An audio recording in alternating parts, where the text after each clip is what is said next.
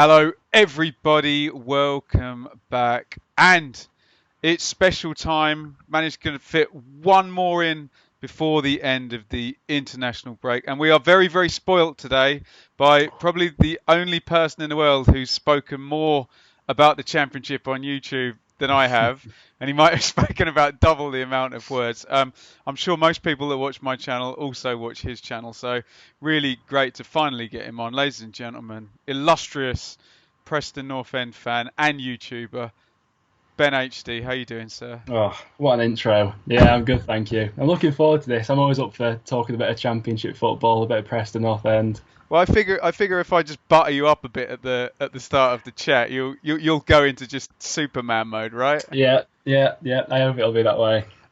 So what we're going to do, Ben, is I put the shout out. You're very popular, so there'll be a load of questions as well. And I just wanted to go through to this because it's a great time to talk about Preston. Hey, hopefully not Mm. for you. This could be as good as it gets, right? Hey, Yeah, third in the that's the worry. division. Yeah, we never start this well normally, so we're in a bit of a weird position. It's normally a slow start to the season, and we pick up as it goes. So Don't knock it. Don't knock it. But we exactly. we want to just play this out because this is not a fluke. So I want to just kind of go back to the beginning. But where we're going to get to is 11 games in, international break number 2, manager's graveyard, third place, 21 points from 11, so just 1 point off the holy grail of 2 points per game. Top scorers in the league, miraculously off not as many shots as half of the other Yeah, teams. it's crazy how we've done that. But creating high quality chances, Ben, though, hey. Lovely old job. But let's go back to Alex Neil. And as an Ipswich fan, obviously I voyeuristically watched Alex Neil while he was Norwich manager. And Mm. he got them up, but there was always this sense of, well, they had a massive wage bill. They had a load of great players. They didn't do a lot in the Premier League, and then I thought they were really bad Yeah. when he came down. But he was still really, really young. Just before we start on this, what was your actual perception of Alex Neil when, at the point, so we're talking close season 17-18? Yeah, it was an interesting one because I remember when he was linked to the job, I think I put a tweet out asking Norwich fans what they made of him because I was interested to know. And I got very sort of mixed reactions from them. Obviously, the way he got them up, you would have maybe expected that with the team he had at the time. And obviously, things turned a little bit sour. And it would have been his first sort of job in England, like Preston North End, with the sort of budget to work on, the project to build with, things like that. And I was a bit sort of split on it, really. Interesting, interesting. So it's July 17. So he's done 2 full seasons, and I just went back and looked. Simon Grayson, and you can tell me all about this, Mm. actually looked like he did a rather good job when you look from the outside. So took Preston up through the playoffs in 14-15. Back-to-back 11th placed finishes, which when you don't have parachute money, well, 11th is, pretty damn good actually. Yeah. And I just look back at the squad that he left. Hugo, Robinson, Johnson, Brown, Gallagher, Pearson, Barkhausen, Davies, all already there. Can you just quickly reflect on Grayson's time? Because from the outside, we had this when McCarthy went. Everyone's like, "Oh, what are you doing?" But from the inside, it's very Yeah. different when you support the team. Can you reflect on Grayson's time in kind of isolation before we get to Alex Neil, and Yeah. that looks pretty impressive when you talk about the promotion, 11th, 11th, and all those good players.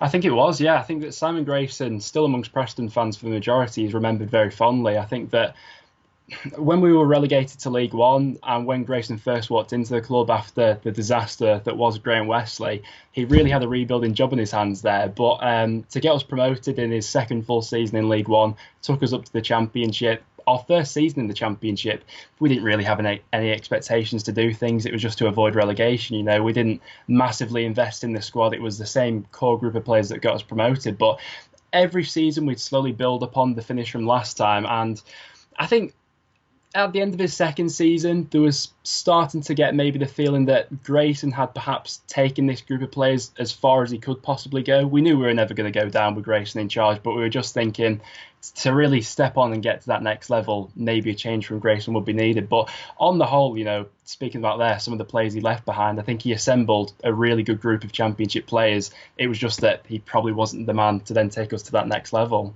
I think he had a good pragmatic side. And I remember when you went absolutely on a bad run once in the first season, and he obviously went, right, we're not going to concede any goals for the next month. I don't care if we don't score. I remember you keeping 5 clean sheets in a row, but you kind of looked at it like that and thought, okay, maybe. We weren't always the most entertaining to watch under Grayson. There's no illusions about that. But back-to-back 11 finishes for our budget. I think you have to respect him for what he did at the club. Absolutely.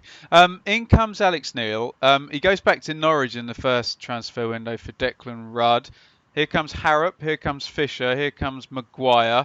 And this is the pattern of really good recruitment by Preston. That's not just Alex Neil, is it? Is this hungry British players? Because there was a couple of foreigners coming in, but it seemed as soon as Neil was in, it was right. Hungry British players, stockpile them. Work them in, and is that his thing, or does that come from somewhere else in the club?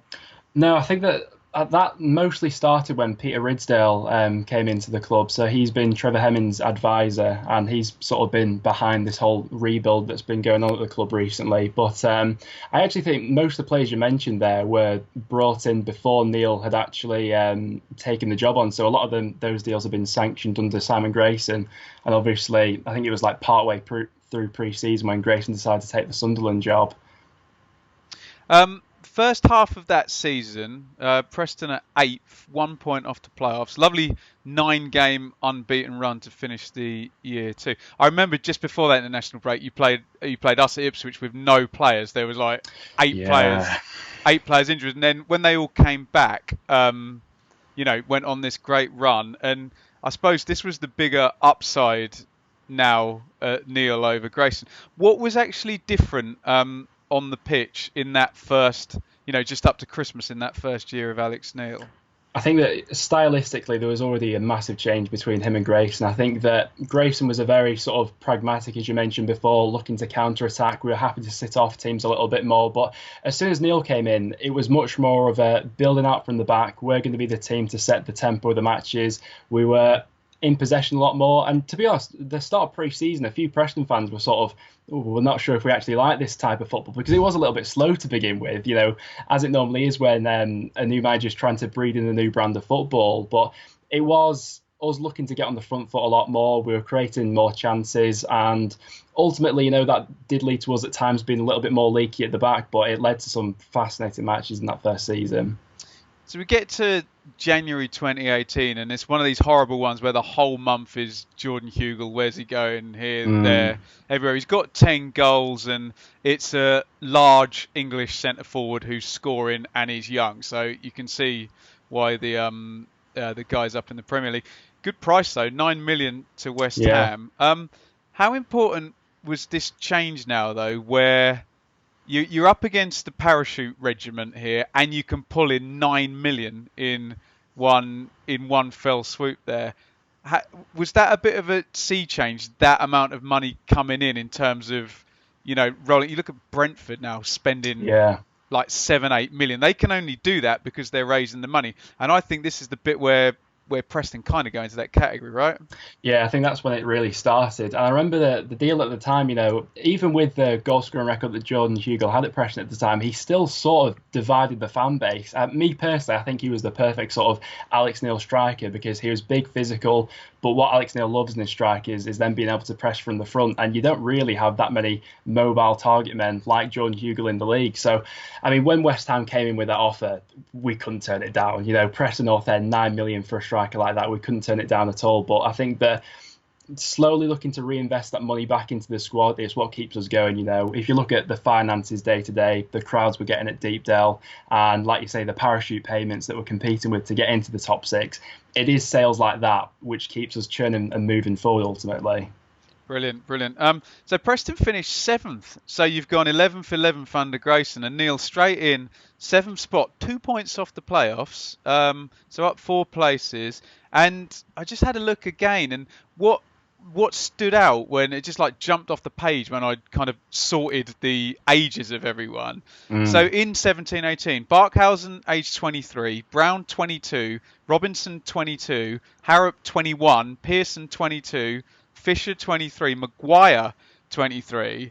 When we said at the top of the show, what's happening now is not a fluke. This is all. Did you know there was the core of a young team building then? Yeah, absolutely. I think we were starting to see the start of that then, and I think building with these young players that have come up through the years, it has been an exciting project. I think we saw the start of it then. Obviously, I'm sure we'll get on to the next season after that when a couple of things went a bit sour and things like that. But even during the process, we knew we've got a fantastic young squad on our hands there. And like you say, it's no fluke at all the position we're in at the moment, because it has been a gradual process of building this core of players up. Yeah, you talked about it going sour. We're gonna get a dodgy couple of months now, aren't we? So last season, 18-19, the pattern continues. So out goes Cunningham for 3.6 million again. Yeah. Good money. Ledson comes in. Story, Hughes from Peterborough again. The exact profile of player that we expect. You let Brentford have all the European ones. Bristol City get all the England representative ones, and you get all the lower division ones. Yeah. Other people are going to start doing this soon. They're going to get wise to this if you don't get promoted soon. So you win the opener, but then just horrible, and you're actually even worse than Ipswich. Our bottom after 11 games. So win the first one, and then 3 draws and 7 defeats. This makes absolutely no sense, being you're in year 2 of Neil's project. Essentially, you have better players. Why were you so bad at the start of last season? It was an absolutely crippling thing. I think that obviously injuries fed into it. We've seen the way that Alex Neil has managed the squad this season. We've got an absolutely massive squad. He likes to make those rotations week in, week out. And at the start of that second season, he didn't really have the luxury of doing that, with all the players we did have out injured. And there even was a time, Preston fans were looking back on his time at Norwich when he thought that maybe in the second season he'd lost that group of players, and people at Preston were thinking maybe the same's happened here. The style of football can be very intense at times, and maybe that played a part in why some of the injuries were being picked up. But it was a really bizarre start to the season. I don't think that anyone can really put your finger on why we were so bad. I think defensively we were leaking goals. Eventually we managed to find the formula and make the right changes for it, but it really was, it went sour. So by January, Preston are sitting 18th. They've got 6 wins here. But then we get this ridiculous run now. 8 wins and 3 draws in 11. Good runs in front of goal for Alan Brown now, who's virtually a second striker in the 10 position. Callum Robinson's now, although he had an injury, but still had a good scoring run. And ridiculously, having been so terrible for the first 11 games, on the 16th of March, after the win at Birmingham, 7th place, tied on points with eventual playoff winners Aston Villa. I know they came from a long way back, but was there actually any thought of, hang on a minute, I know it's a high standard, but if this plays out the way it has been, this is playoffs now. How were you feeling at that point in, where did I say, 16th of March? Yeah, there really was. And I remember, I think Robinson has just come back from an injury. Things were starting to look up again. We had pretty much a full squad available to us. People were getting back in form. And I think it's part of football fans, really, that as soon as you win 3 matches, you're the best team in the league. As soon as you lose 3 matches, everything's doom and gloom and you're getting relegated. So I think that everyone sort of got swept up in the hype a little bit. And I myself thought we might have an outside chance of making it from there. It really, everything just seemed to be going for us in that run. It's so interesting though, Ben, because you know what you said about being slow starters. If you put this season's start on that season, you're top 2, aren't you? Not just playoffs, but hey, it's crazy. It's always easy to pick out a team's best period and just multiply it over 46, and away you go. Bit of a weird tail off of 6 defeats in the last 8. I think it was sprint. Oh, we're not going to make it. Run out of gas slightly. All the way down to 14th in the end, which was actually worse than either of Grayson's finish.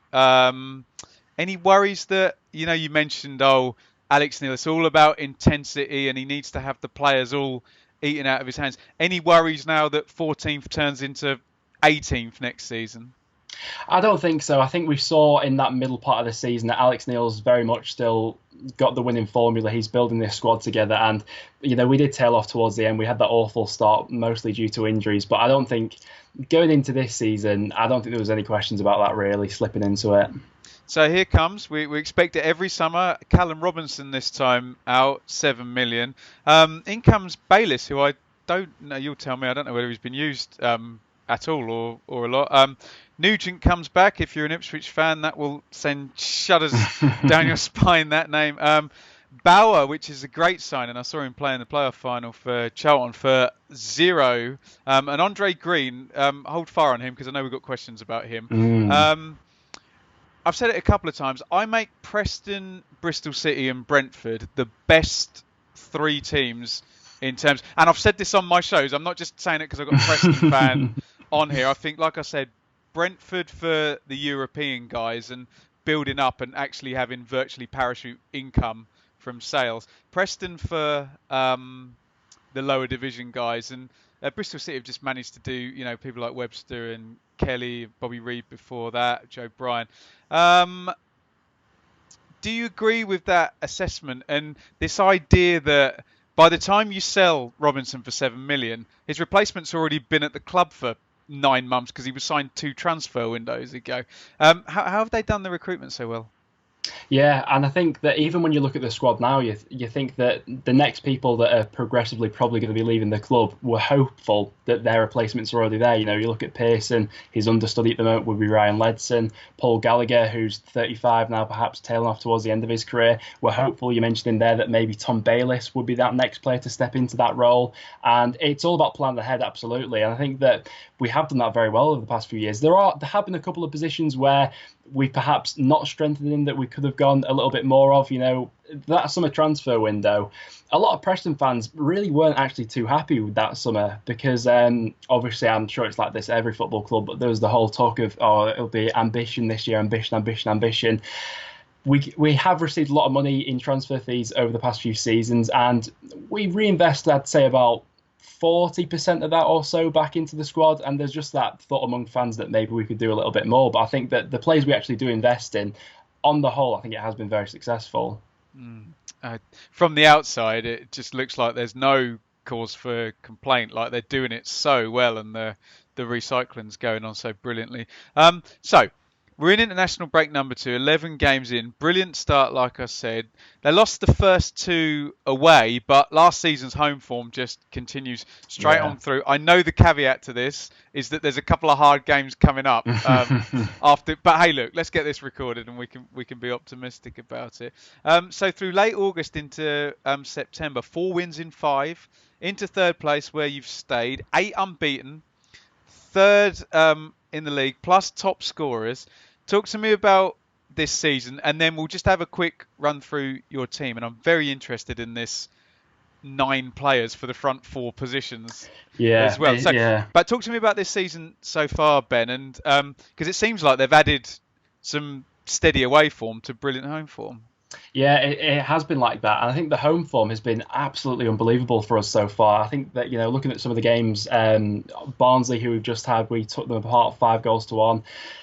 Looking at our forward options, Alex Neil has been such a fan of rotation this season, and to not have that, thing piling down on you of 5, 6 first team players are injured, he's been able to take full advantage of that this season. And looking at some of the games we've had this season, we've switched up the way we played. We've been direct sometimes, we've pressed from the front sometimes, we've counter-attacked sometimes. I think that what Alex Neil is very good at is adapting to different situations in games, and I think that we've done that excellently so far. I'm sure when we go over the squad, we'll get more into that with what some of the players have offered for us. Yeah, absolutely.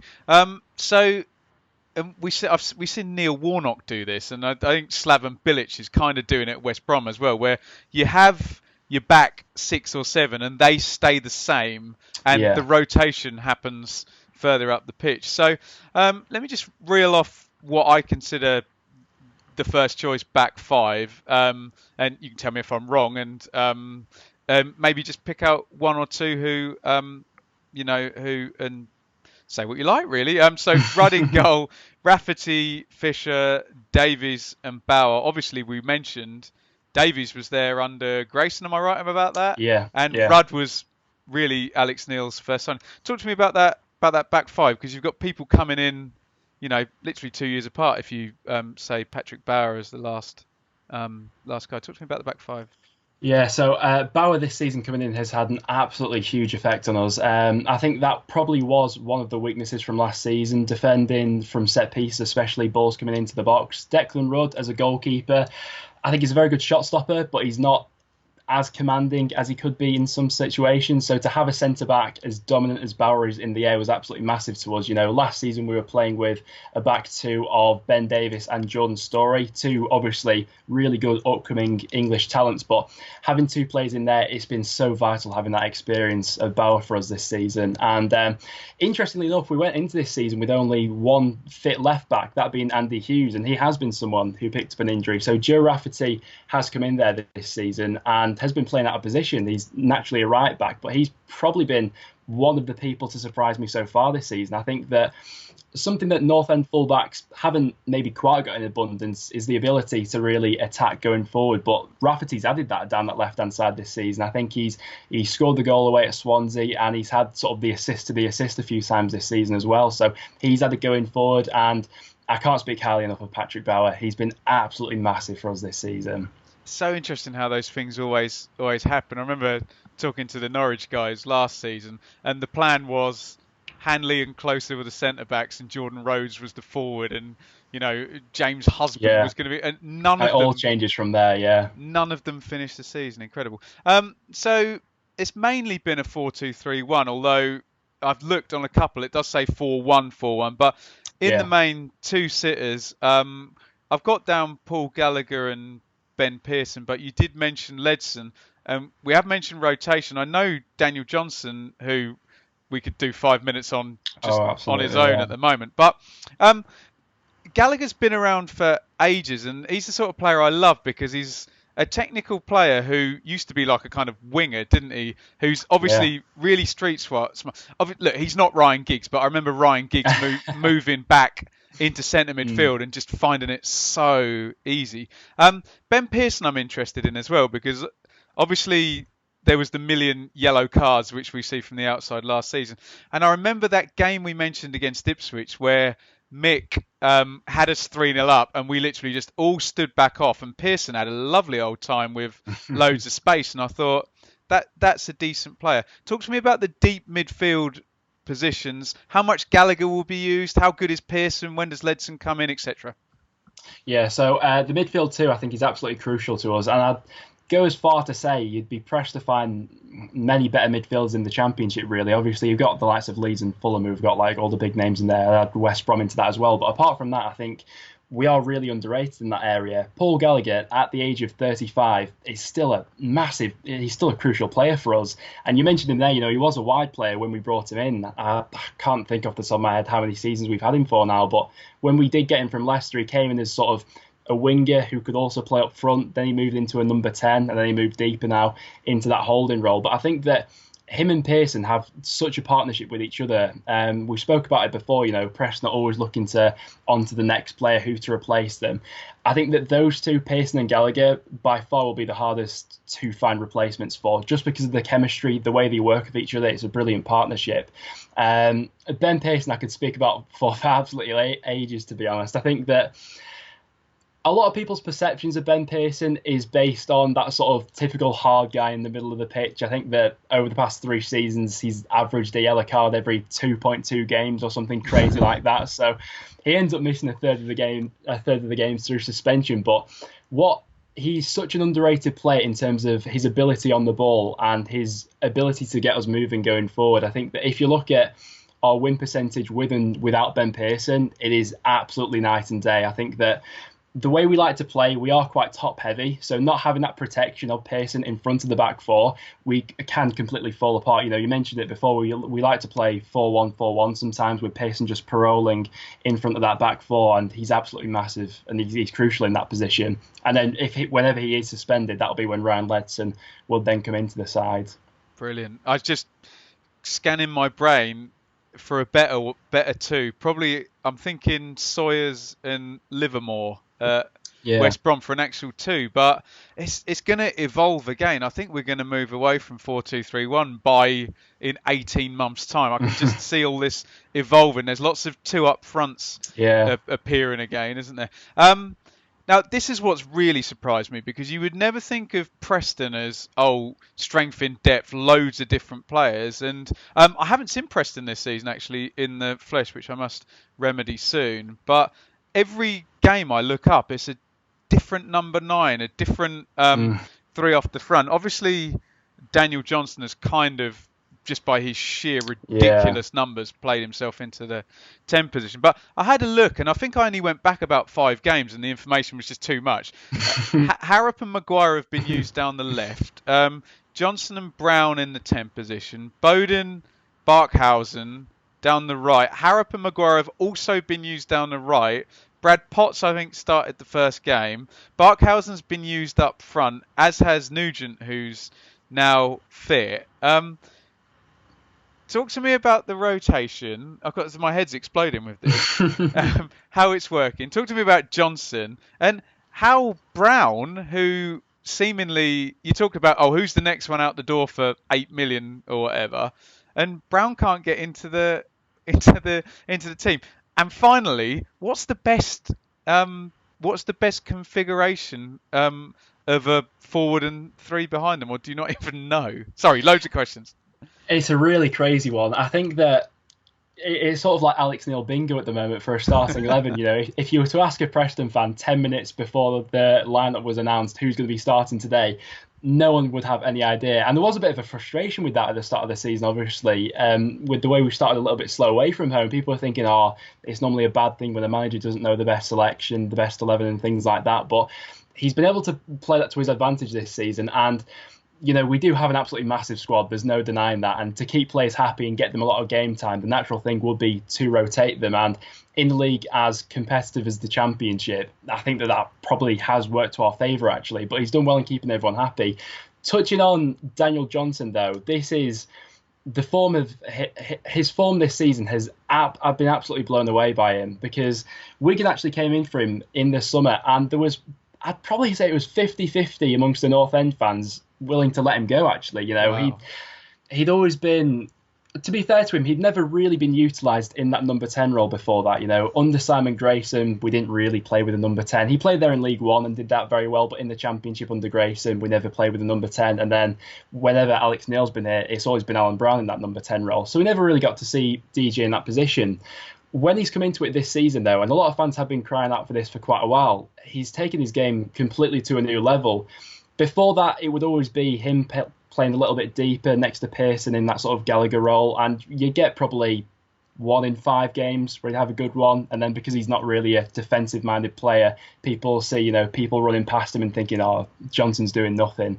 So the effect that putting him into that number 10 role this season has been absolutely unbelievable in his game. But like you said, that now means that Brown can't get into the squad.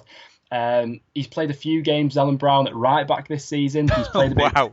Yeah, he's played in that deeper role for a couple of occasions as well. But apart from that, I think that Middlesbrough away was the only game so far this season when he's actually played in that 10 role, and he just can't displace DJ out of it at the moment. Brown, it's harsh to say that he finds himself out of form, because he's not really been playing in his natural position, so you can't really say that about him, but there's no chance he's getting DJ out of that team at the moment. And then obviously when you look at some of our wide options, Josh Harrop is someone who I am a massive fan of. He had a massive injury last season, I think an ACL, where he was out for the entire year. He's come back into the squad this season. I think that in terms of a technically gifted player, Josh Harrop's probably right up there. The only frustration people had with Harrop before this season was there wasn't perhaps that end product to his game, but I think he's added that now with much more goals and assists. Maguire, another person who quite similarly was quite injury prone.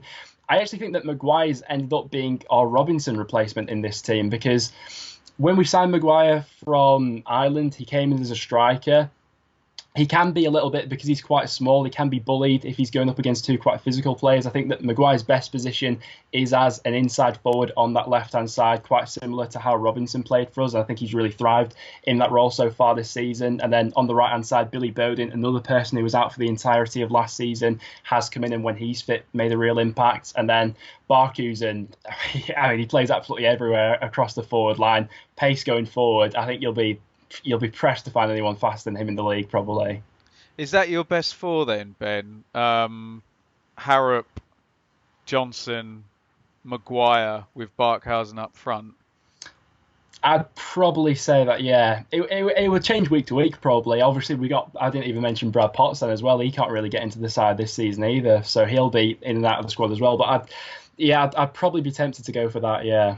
I was watching Fulham the other week, and I thought, you guys have got a brilliant front three, but there is a drop-off underneath, naturally, if you've got Mitrovic, Knocker and Cavaliero. Is there much of a drop-off when you do rotate, or are all the players... Because it looks like Maguire's a little bit ahead of the others when you actually count up the minutes on the pitch, and Johnson's probably played himself in. Yeah. But is there a drop-off, or are they all fairly much of a muchness in terms of ability? No, I think they're all very similar, really. The only sort of position where it's a bit touch and go is the actual striker. I think that in terms of the number 10, left mid, right mid, they're all very similar in terms of quality. And then at strike is the only real position where we're not sure. You know, Barkhuizen can play there. We've had Nugent there. Stockley, who doesn't really seem to be in Alex Neil's favour at the moment. So that's the only real position where there would be that drop-off of quality. The three behind the striker, not at all, really. Do you know what, though? When you think about it, that first season when everybody started playing 4-2-3-1, I remember Vidra was a striker, but he played number 10 for Derby. Maybe you can, score 80-plus points with the number 10 being the guy who scores 20-odd goals, and everyone... And it's not actually the number 9 who, I know, obviously, like, Norwich set the thing where everything went into Pookie, scored a zillion goals, but it could work the other way around. So look, this is tangible now. You've actually started the season really, really well, nearly 2 points per game. What are the actual expectations here, given, what did we say, 11th, 7th, 14th? What are you thinking now you've got a good read on this season?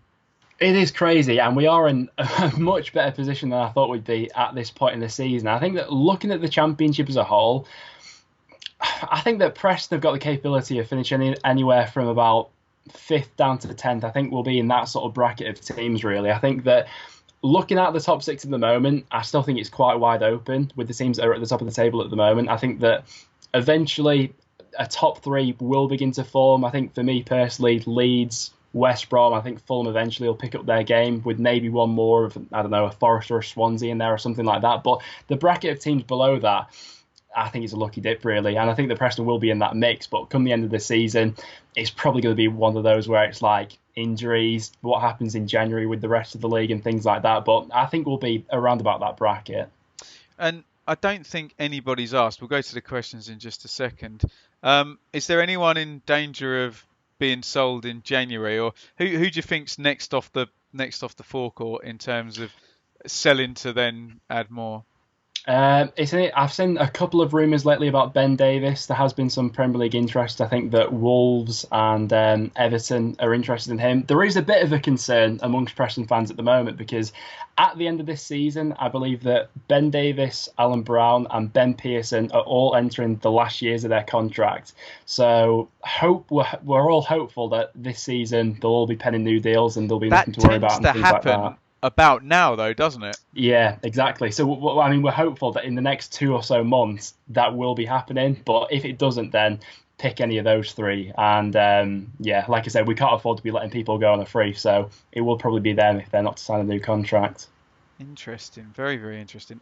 Right, we've got loads of questions. I'll try and fish out the Preston ones before the general championship ones.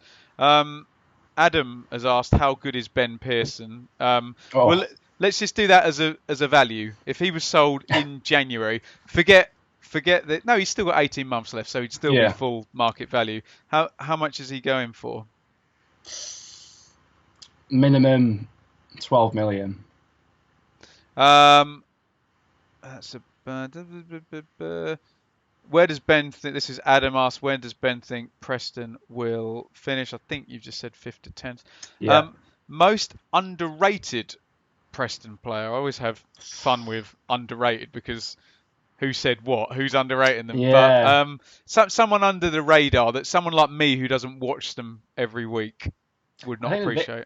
I think this season I'd say Joe Rafferty. I think for playing out of position, someone who came in, no Preston fans had any real expectations of him. He basically was signed to keep Donald Fisher on his toes, who had lost a bit of form really. And even when we did have injuries at right back last season, Tom Clark played there. So for Rafferty to come into the starting 11, play out of position at left back and do as well as he had, I'd probably say Joe Rafferty.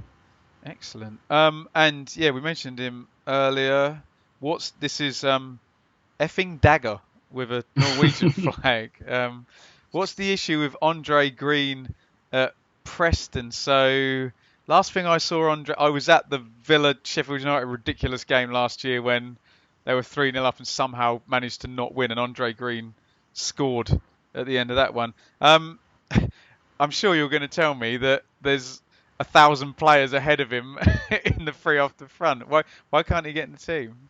Yeah, that's the thing, really. Obviously, he's not our player, so the priority probably isn't on developing him. If he would have come into the squad and had an instant impact, I'm sure he would have been involved. But we've seen him in a few cup games so far. Away at Bradford, I thought he played fairly well, and then there's so much competition. I mean, Josh Ginelli's another player who we've not even mentioned. He's another player who's on that left-hand side who he's competing with at the moment. So it really is one of those things. I think another thing I would say is Alex Neil's not someone to throw a player into the starting 11 unless they fully get what he wants from them. I think we saw that with Callum Robinson in his first season in charge. Robbo couldn't get in the squad for the first 2 months because he didn't understand the role of an Alex Neil winger. But once he finally got that into his head, he was playing week in, week out. So I think that he'll be patient with his chance, and I think that eventually, if that comes around and he takes it, he'll stick in the squad. Right. Let's do some general championship ones, and we'll kind of finish on Preston a bit later. This is Luke, says, will Nketiah ever start for Leeds? Probably not. Bielsa loves Bamford, doesn't he? Well, Nketiah scored a hat-trick for the 21s on Monday, but yeah, you're totally right in what you said just a second ago. Oh, what does an Alex Neil winger do? What does a Marcelo Bielsa forward? He has to be able to receive the ball, and he just looks set as a bench option, doesn't he? Yeah, I really like Nketiah as well. I think whenever I have caught a glimpse of him, he looks like a really good player. Because I think Bristol City really wanted him, but obviously I think they're a bit salty about that, Ben. Yeah, I think yeah. But, yeah. Right. Matt, who seems to have an Ipswich, Amos ITFC. There you go. Just a question for you both. A general question for you. What's been your favourite ever championship season? I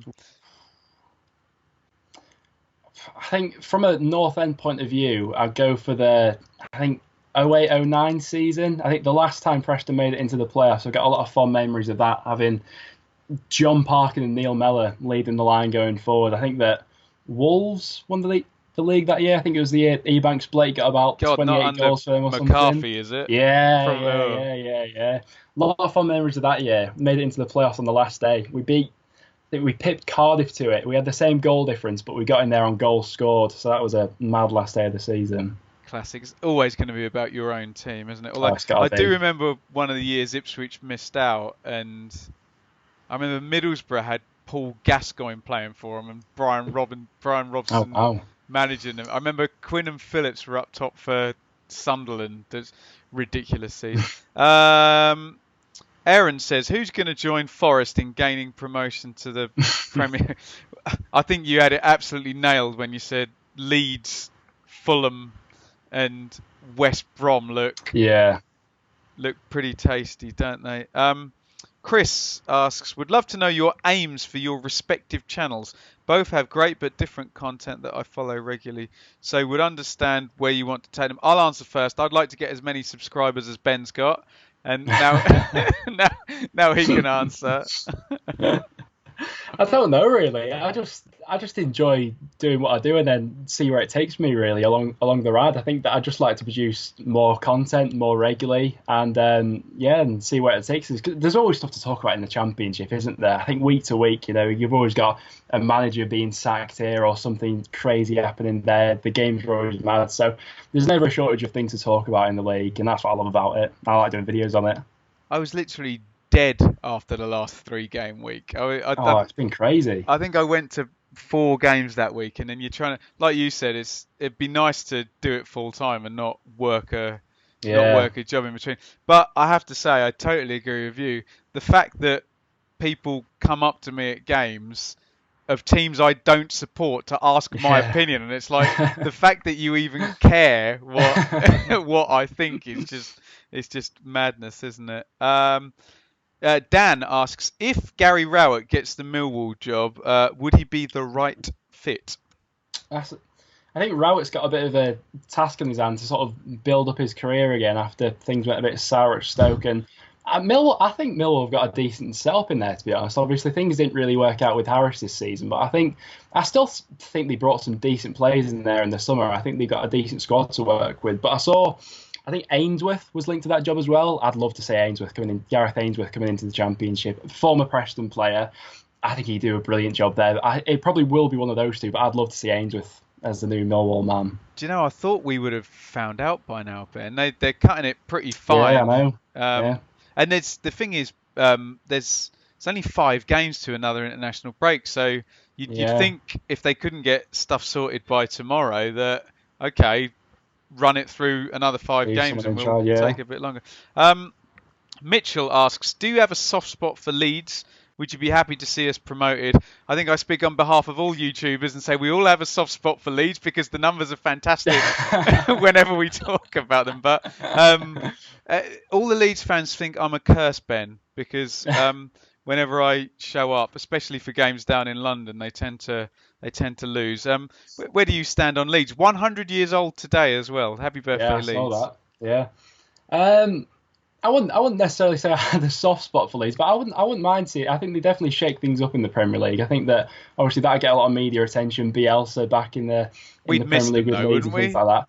Oh yeah, absolutely. I think I think I'd miss Leeds in the Championship. It's a bit of banter, Leeds bottling it every year and such like that. But no, I think they'd be an interesting one if they did make it into the Premier League. They'll be there or thereabouts this year.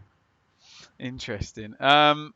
Oscar says, thoughts on why Brentford are underachieving. A few nice signings in, obviously Mopai and Sawyers and Konza. I'm probably missing someone out. All went out, but they seem to up the ante with the guys they brought in. XG says they should probably have scored about 50 goals already, and they haven't. What's the deal here with Brentford? Yeah, I'd be interested to know your take on this as well, because I think at the start of the season, I think I was backing them to be in the top 6. I think I've had a couple of... Yeah, I do every year. I think I do. It's sort of that football hipster thing, isn't it, to back Brentford to get into the top 6. But I remember them coming to Deepdale this season. They look like... You just knew they were going to lose, though, didn't you? Yeah, they were a very good team, like in possession, in the ball. They were all very tidy. Everyone was comfortable on the ball, things like that. But in the final third, maybe it is because they're missing Mopai. That's the real deciding factor. But they just looked they look toothless, really. And that's surprising from a Brentford team who are normally so, they create 50 chances per match and score 3 goals or so. But that's just not been the case for them this season. The only thing I can think, Ben, is that the rotation has just been too much this season. Do you know what I mean? When you look through and you were like, okay, so the team is going to be Janssen and the lad who they signed from Barnsley, whose name Pinnock, I've forgotten. Yeah. New keeper as well, Raya. Jensen and Norgard, completely new midfield pair. And Buemo, I can't think who the other wide forward, Watkins. Oh, Ben Rama. That's another thing. Ben Rama is not being ridiculous Ben Rama at the moment. Yeah. You think they'll come good too late again and not make the playoffs, don't you? So yeah, it probably will be one of them because they are, I think they'll pick it up towards the end of the season. They'll probably end up finishing in 10th and asking what could have been or something like that, And won't they? But they'll also go on a run where they'll completely stitch up some team going for promotion. They'll beat them yeah, 4-0 at Griffin Park or something. This is an interesting one to finish with, Ben. This is Ewan Sizer, and who's that in a Forest shirt? Ben Watson is the avatar, who everyone's given me jip for not putting him in my team of the season so far. But who did I have? I had Kearney and uh, oh god, Calvin Phillips. So you can't really argue. yeah. Can't really argue with that, can you? Best player in each of the following positions. Okay. Right. Ooh. Keeper, Ben. Right. Well, I hope we're doing this together. I hope you're giving one as well. Oh god, yeah. I'll go for Samba. Based on this season, I'd probably say Samba. Overall, I'd say Jack Butland. Randolph or Etheridge. Oh God. Etheridge is now back fit, so and I think he played. I think he's played more international games now than he has for. Has he? Yeah. For actual Cardiff. Full back. I really like Manning at QPR, Ben, but I think better as a wing back than a full back. I have to say. Yeah, full back. Overall, in terms of quality, I'd probably Joe Bryan at Fulham. Yeah. Centre back. Are you going to have a little shout for Patrick Bauer there? Ooh, he's absolutely magic. I'm gonna have to say Bauer. Yeah. Patrick have you Bauer, seen Ben White play in the flesh for Leeds? Yeah, I've had a lot of Leeds fans commenting on my good stuff about Ben White as well. Yeah, I think Liverpool have been linked to him lately as well. Is interested, so he'll probably go right to the top. That would be insane. Wide midfielder. Ooh, I'll let you go first on this one. I love the idea of Sergi Canos playing wing back. That's just funny. the most attacking wing back.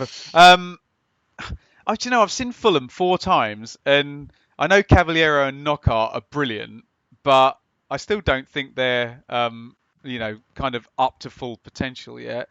Hernandez is always a kind of given, isn't it? That's a bit of a boring answer.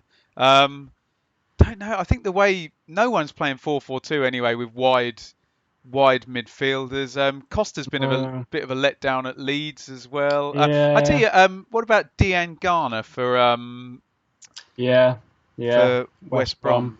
That's a good shout. Hull have got a couple of Grosicki I like a lot. Yeah. Obviously you got Bowen as well, but yeah, Grosicki I'm a massive fan of. Although I do get the impression every time Grosicki gets the ball, he's right. Guys, I'm going to try and score. It doesn't matter what position you're in. I'm not passing it to you. I'm going to cut inside and score. And can you stop him or not? He's put all the positions here. We can't go through all of them.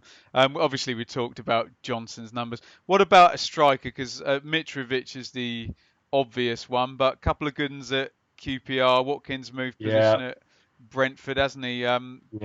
Swansea, Baston I like a lot. Lewis Grabban at Forest, I'm a fan of. I think he gets it sometimes that he's maybe a little bit lazy, but I think goal scoring record speaks for itself. I like Grabban a lot. God, stick him in the Championship and play 40 games, and there comes 20 goals every time. Ben, so pleased after I remember literally I was doing a job in Camden and I arrived for work early. And this was before I was doing review videos and preview videos. Literally just typed in Championship and one of your videos came up and I've been sort of following ever since. I remember watching, if anyone knows Camden, there's a mural that says the People's Champion. You'll know it if you know. I always think of The Rock when I drove past it. But I remember watching one of your videos then. And I dare say I probably wouldn't do mine if I hadn't watched that one and seen someone do it. So on behalf of all Championship watchers, thank you for all the content. And what are the plans? What are the plans for the future? I think it's that really, to just carry on doing more content. I've thought about maybe doing more sort of match day content in the future as well. But it's just building upon that and doing more what I'm doing really. Obviously, I'm a massive fan of your work as well. I watch Championship stuff all the time. I think that it's just nice to have a lot of creators on the scene now. Absolutely. And let's do it. It's just, man, Preston is a long way away. I did it once. I did it once last season.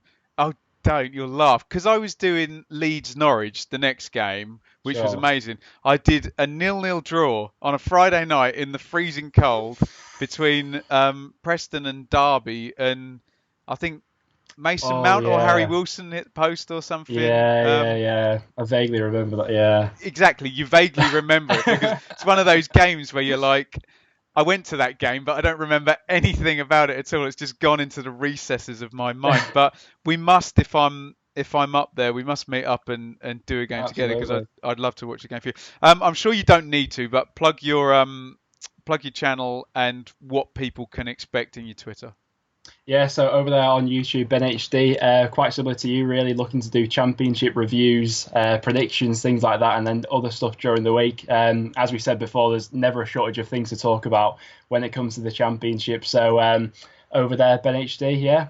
And Ben is completely on it. He's really good on the grading videos and the FIFA videos and all of this good stuff. So I'm sure if you're a subscriber to my channel, you're over there anyway because we cover similar things in different ways as somebody said.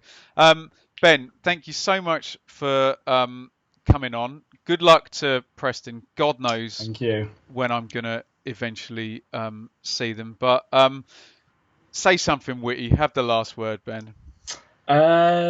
I'll say Preston will end this season. Don't sleep at it. We'll get a you're Ipswich. We'll get double promotion this season. That's what I'll say. Bring Ipswich it go on. up, Preston go up. Everyone's happy. Everyone's a winner. Ben, thanks again.